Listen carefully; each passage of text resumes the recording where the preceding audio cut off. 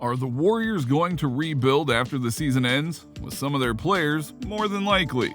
As of right now, the Golden State Warriors are locked in a battle with the Boston Celtics in the NBA Finals. Their first Finals appearance since the catastrophic end to their dynasty via injuries to Kevin Durant and Klay Thompson. This season was when they got back to full power, and now they're trying to ensure that they not only win this NBA Finals series, but win the next ones to come. And that might mean getting rid of some of their key pieces. They now have to ensure their future, such as with someone like James Wiseman getting sent to the Pacers. Number 4. Wiseman trade number 1. Now, if you don't know, James Wiseman is a player on the Warriors, and he has some serious value and potential. But the Warriors may not be able to keep him with said value growing, and thus they might be willing to send him to the Pacers for some equally good but less costly pieces. So we're going to show you a set of trades that could happen here. The first one is this. Golden State Warriors receive center Myles Turner. Indiana Pacers receive center James Wiseman, guard Moses Moody. This first trade is one that would benefit both teams based on their current paths that they are on. The Golden State Warriors are looking to win championships as long as Stephen Curry, Klay Thompson, and Draymond Green are on the roster. The Indiana Pacers are looking to continue their rebuild. Golden State could need to find a new starting center this offseason should Kevin Looney depart in free agency. Myles Turner would be an excellent replacement for him, especially if the foot injury that locked him out of the second half of the 2021-2022 season is behind him. Indiana was looking for some combination of multiple first-round picks for young players in a deal for Turner.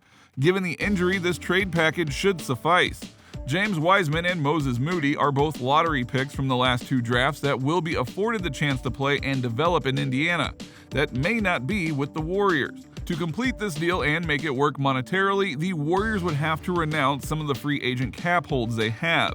Wiseman and Moody are just about $1.3 million short of making this a legal trade. So Golden State would have to do some finagling with the salary cap in order to make it official. If not, another player will have to be included in the deal heading to Indiana to make up the difference, which is why another trade option could work here.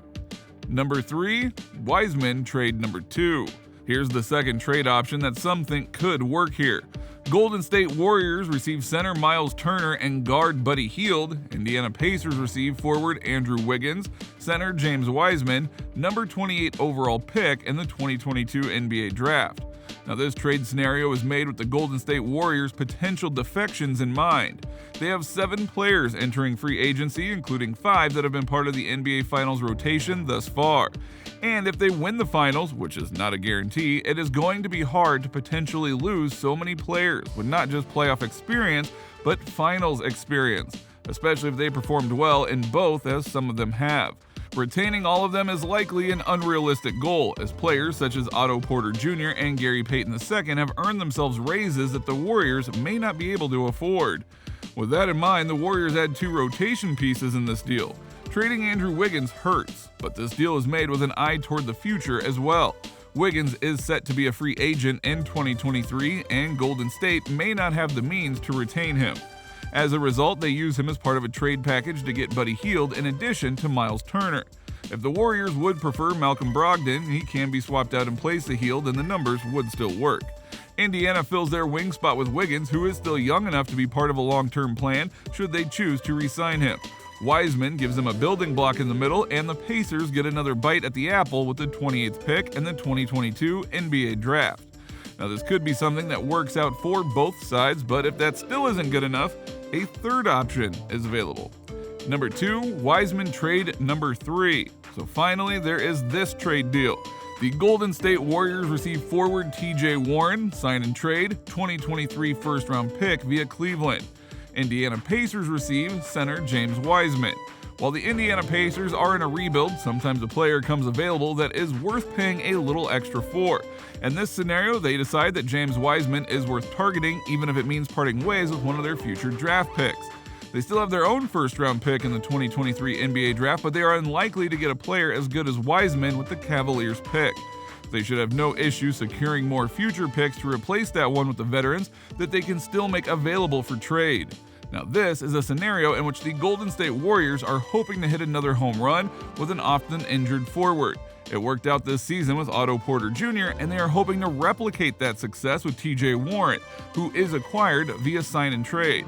Warren has missed all but 4 games in the last 2 seasons because of a foot injury.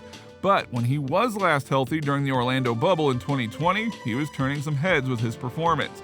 Given how competitive the market is going to be for someone like Warren, the Warriors find a creative way to get him a little extra money while coming away with a potentially great future asset to swing more trades in the future as well.